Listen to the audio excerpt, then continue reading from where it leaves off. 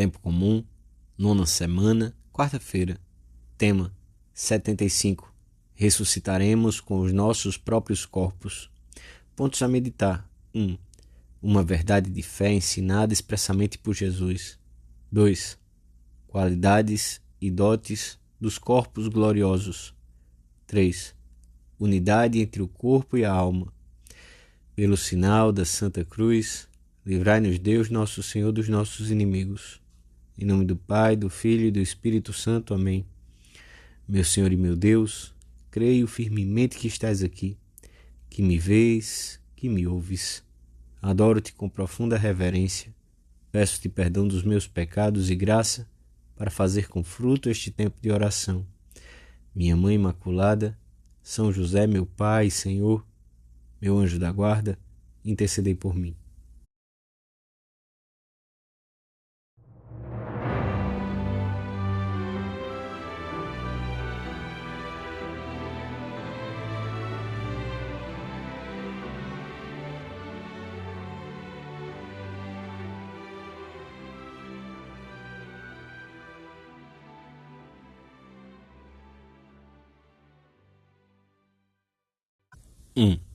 Os saduceus, que não criam na ressurreição, aproximaram-se de Jesus para tentar fazê-lo cair numa cilada.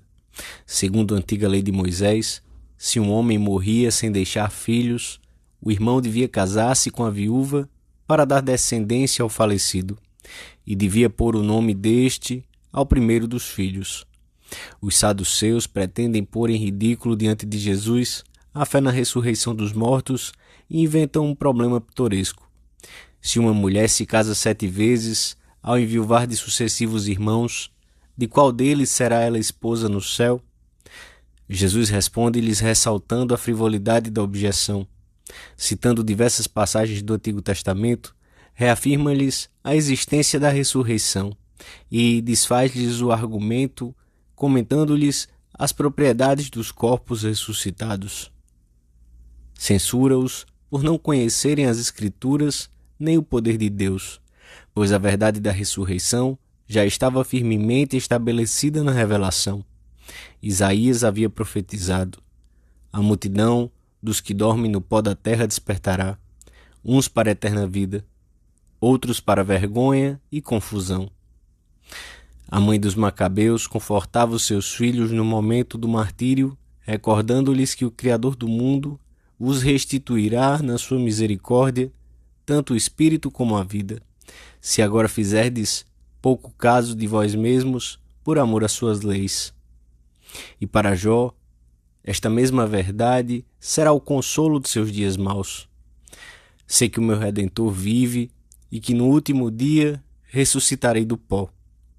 Na minha própria carne contemplarei a Deus. Devemos fomentar nas nossas almas a virtude da esperança e, concretamente, o desejo de ver a Deus. Os que amam procuram ver-se. Os enamorados só têm olhos para seu amor. Não é lógico que seja assim? O coração humano sente esses imperativos. Mentiria se negasse que me arrasta tanto a ânsia de contemplar a face de Jesus Cristo.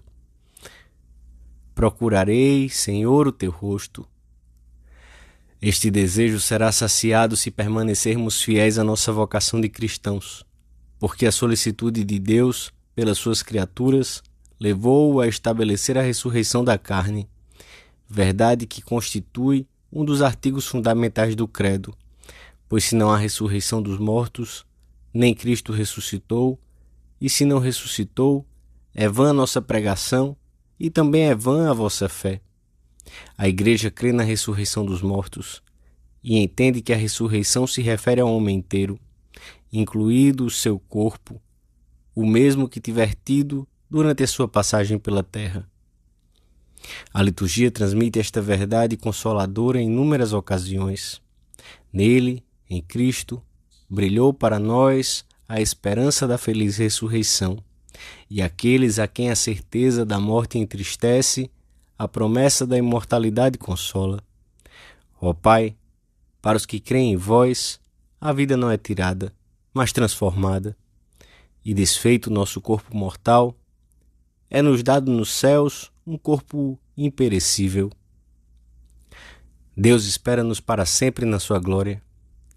Que tristeza tão grande para aqueles que puseram toda a sua confiança neste mundo, e que alegria para os que sabemos que seremos nós mesmos, alma e corpo, que com a ajuda da graça viveremos eternamente com Jesus Cristo, com os anjos e os santos, louvando a Santíssima Trindade.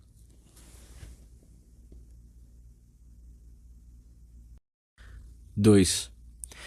O nosso corpo no céu terá características diferentes, mas continuará a ser corpo e ocupará um lugar, como acontece agora com o corpo glorioso de Cristo e o da Virgem Maria. Não sabemos onde está esse lugar, nem como se forma. A terra ter-se-á transfigurado. A recompensa de Deus estender-se-á ao corpo e o tornará imortal, pois a caducidade é consequência e sinal do pecado, e a criação passou a estar submetida a ela por causa do pecado. Tudo que ameaça e impede a vida desaparecerá. Os ressuscitados para a glória, como afirma São João no Apocalipse, não terão fome nem sede, nem o sol ou calor algum os abrasará. A fé e a esperança na glorificação do nosso corpo levar-nos-ão a apreciá-lo no seu justo valor. O homem não deve desprezar a vida corporal, antes, pelo contrário, deve ter como algo bom e honrar o seu próprio corpo, como criatura de Deus, que ressuscitará no último dia. No entanto, como está tão longe desta justa avaliação o culto que vamos prestar ao corpo nos nossos dias? Temos certamente o dever de cuidar dele, de empregar os meios oportunos para evitar as doenças, o sofrimento, a fome, mas sem esquecer que esse corpo ressuscitará no último dia e que o importante é que ressuscite para ir para o céu, não para o inferno. Para além da saúde, devemos propor-nos a aceitar amorosamente a vontade de Deus sobre a nossa vida. Não tenhamos uma preocupação desmedida pelo bem-estar físico. Lembremos-nos sempre de que ao corpo é preciso dar-lhe um pouco menos que o devido, senão atraiçoa. Saibamos também aproveitar sobrenaturalmente as incomodidades ou os achaques que nos possam atingir, sem deixar de fazer serenamente o possível por evitá-los. E não perderemos a alegria e a paz por termos posto o coração num bem relativo e transitório que só será definitivo e pleno na glória. Tinha razão quem disse que a alma e o corpo são dois inimigos que não se podem separar e dois amigos que não se podem ver. Não devemos esquecer em momento nenhum para onde nos encaminhamos e o verdadeiro valor das coisas que tanto nos preocupam. Deus criou-nos para estarmos para sempre com Cristo em alma e corpo.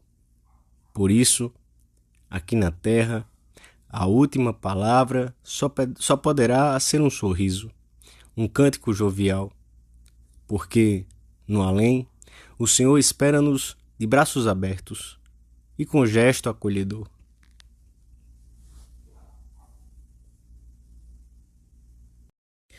3. Baseando-se na natureza da alma e em diversas passagens da Sagrada Escritura, a doutrina cristã mostra a conveniência de que os corpos ressuscitem e tornem a juntar-se à alma. Em primeiro lugar, porque a alma é apenas uma parte do homem, e enquanto estiver separada do corpo, não poderá gozar de uma felicidade tão completa e acabada como a que possui a pessoa inteira. Por outro lado, como a alma foi criada para unir-se a um corpo, sofreria uma violência sobre o seu modo próprio de ser se viesse a separar-se dele definitivamente. Por último, e principalmente, é mais conforme com a sabedoria, a justiça e a misericórdia divinas que a alma volte a unir-se ao corpo, a fim de que ambos, o homem completo, que não é só alma nem só corpo, participem do prêmio ou do castigo merecido na sua passagem pela vida na terra. Se bem que seja uma verdade de fé que a alma, imediatamente depois da morte, recebe o prêmio ou o castigo, sem esperar pelo momento da ressurreição do corpo. À luz do ensinamento da Igreja, vemos, pois, com outra profundidade que o corpo não é um mero instrumento da alma, ainda que receba dela a capacidade de agir e contribua com ela para a existência e o desenvolvimento da pessoa. Pelo corpo, o homem está em contato com a realidade terrena que deve dominar, trabalhar e santificar, porque Deus assim o quis. Pelo corpo, o homem pode entrar em comunicação com seus semelhantes e colaborar na edificação e desenvolvimento da comunidade social. Não podemos esquecer também que o homem recebe através do corpo a graça dos sacramentos. Não sabeis que os vossos corpos são membros de Cristo?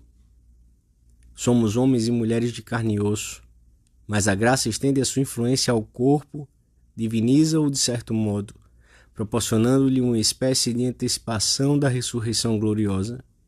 A consideração frequente de que este nosso corpo, templo da Santíssima Trindade, quando vivemos em graça, está destinado por Deus a ser glorificado, pode ajudar-nos muito a viver com a dignidade e a compostura de um discípulo de Cristo. Peçamos a São José que nos ensine a viver um respeito delicado pelos outros e por nós mesmos. O corpo que temos na vida terrena também está destinado a participar para sempre da glória inefável de Deus.